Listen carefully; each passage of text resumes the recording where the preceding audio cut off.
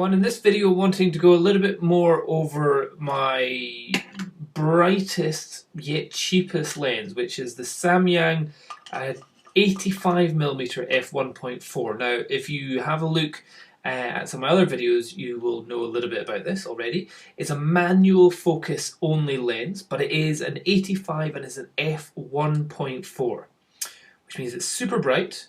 But because it's a manual only, and because it's from Samyang, it only cost me about £200. Well, certainly if you were to buy this, I think it's still under £250, which for that type of lens is an amazing find. So cheap. But is there a big issue with having it as a manual focus? Well, that's what I kind of went out to try and find out myself the other night. So with my D700, at ISO 6400 and my Samyang at f1.4 only, I didn't change it at all.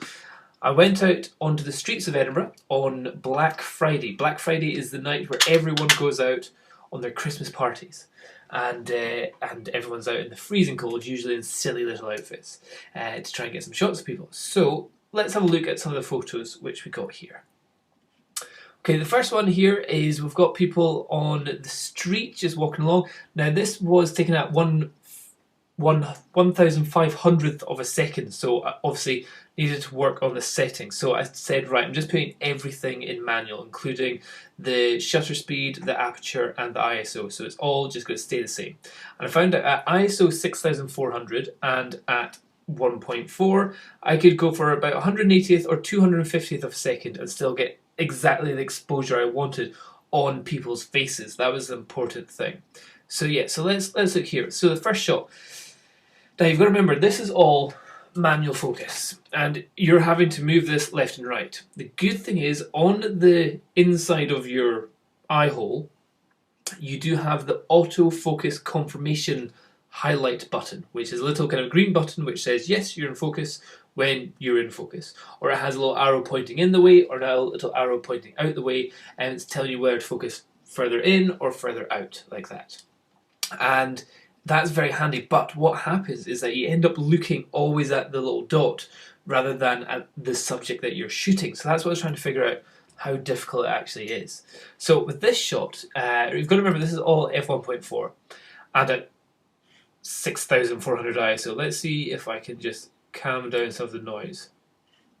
Okay, and straight away, I'm actually pretty impressed. You've got to remember, I'm seeing this on a 27-inch Mac just now, so that is a nice big shot.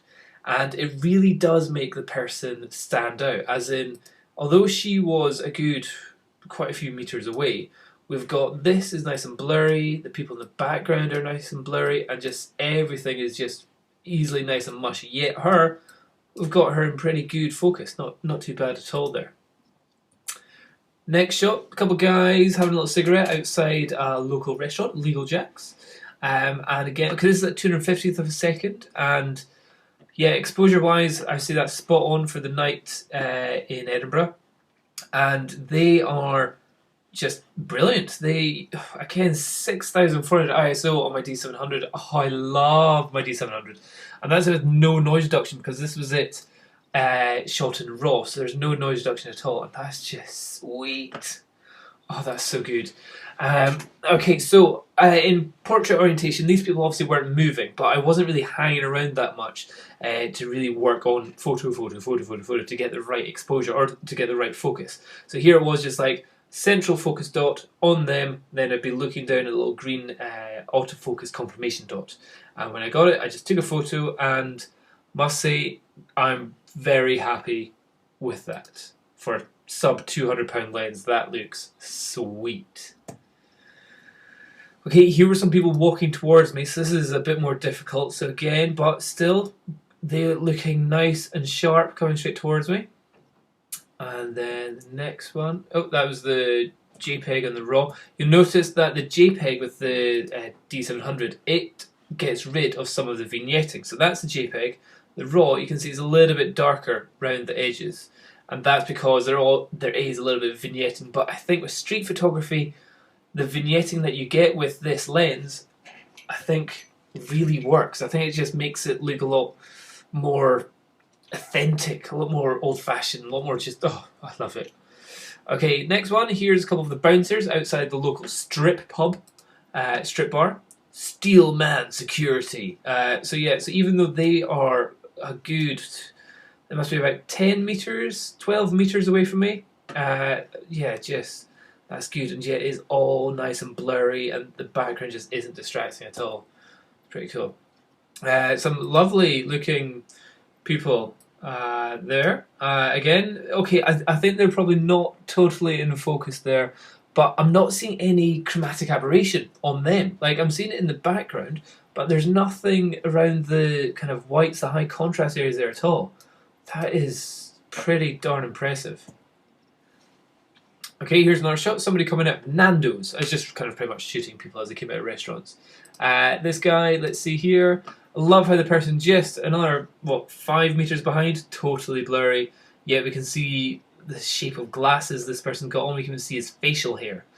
That's pretty good. That is very good. And the fact that you can't even read what's on the menu, it's that blurry.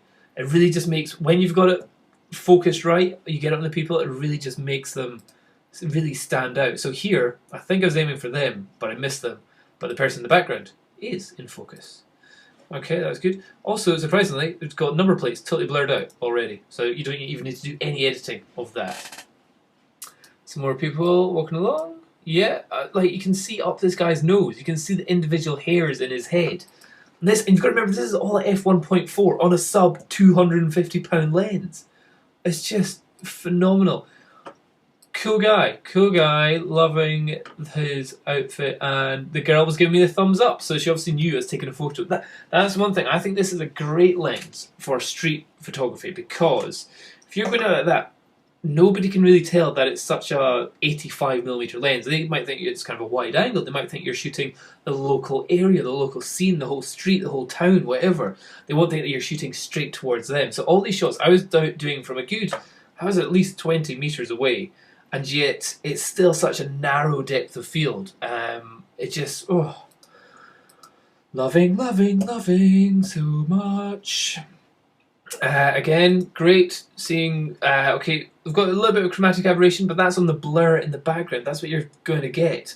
So, no issue there. Again, they're looking at me, but I never got any kind of awkward feeling thinking, oh my god, they know I'm taking photos of them. Because they could have thought I was just been taking a picture of that lovely building in the background. Here's some beautiful local Edinburgh people just sitting in another stairwell, not smoking. Okay, surprising.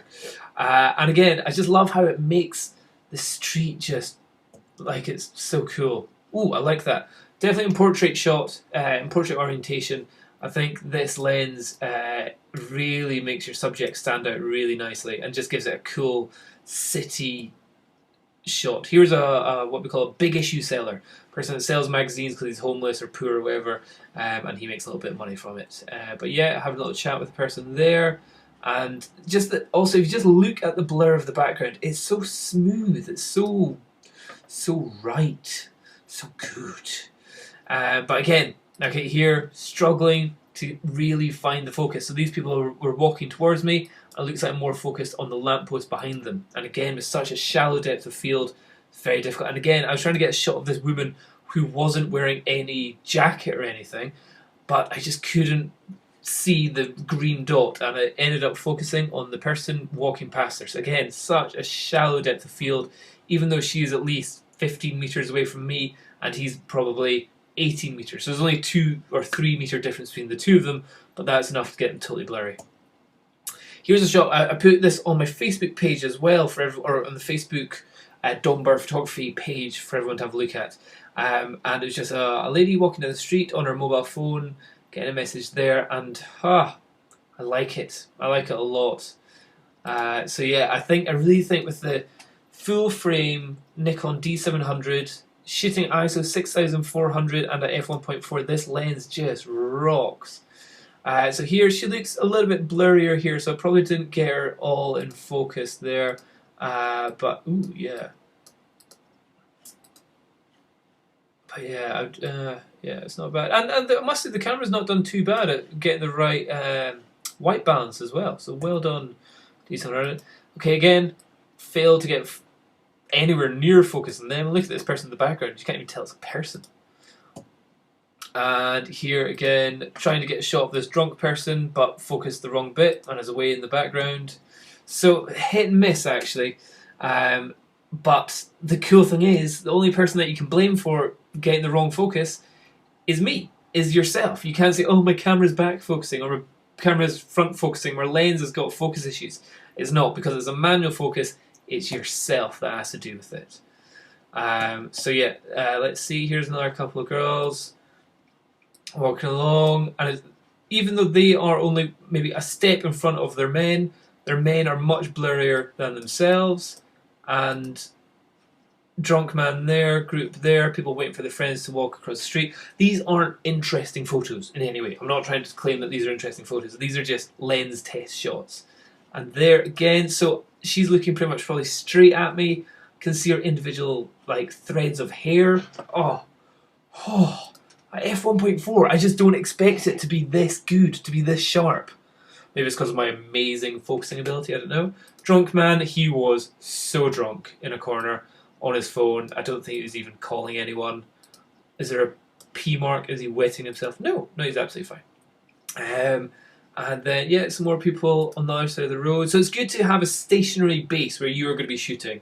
Maybe at the corner of a wall or at a lamppost or something. And then trying to aim for the people, really aiming for the people that you're trying to get. Instead of kind of go bang, bang, bang, bang, bang, which you probably could do with a autofocus lens. But then you're probably paying a lot more. And also, it kind of brings a bit more fun. Just kind of, oh look, I've totally missed the focus on that person. It's almost like a bit of a skill learning thing that you have to like develop your own skill at being able to focus, and then you look more of a badass whenever somebody goes, oh, can I borrow your camera? You go, yeah, there you go, and then they can't get any photos right. Ha ha ha ha ha. But here, I love like these people are all quite far away, but yet a lot of them are in focus. From him to him to her to her. Yeah, it all looks great. And then I think that's me coming to the end. And this was a lovely lady who was on her bike on her way home from work. And she says, what are you doing? And I'm like, I'm taking photos of people out.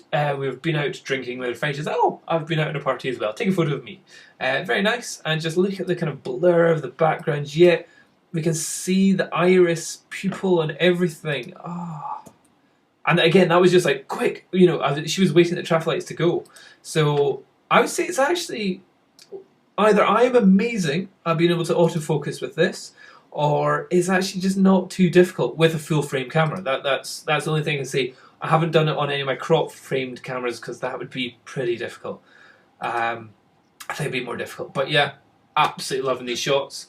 So yeah, if you're looking for a super cheap, amazing lens, super amazing, super cheap lens, which has one fault that it doesn't have any autofocus, the Samyang, or I think it's called Roikikon or something, or it's even called a Bauer lens. Awesome. I wish I got it where it said Bauer, and then I could say it's mine. But yeah, it's a Samyang lens. It comes with a lens hood, and this one's got autofocus confirmation, which comes on the inside of your camera. And it's a UMC, don't know what that means, but f1.4, all these photos, fantastic. Can't fault them. And what I'll do is I'll try and put them on the blog as well. Hope that helps. Cheers. Bye-bye.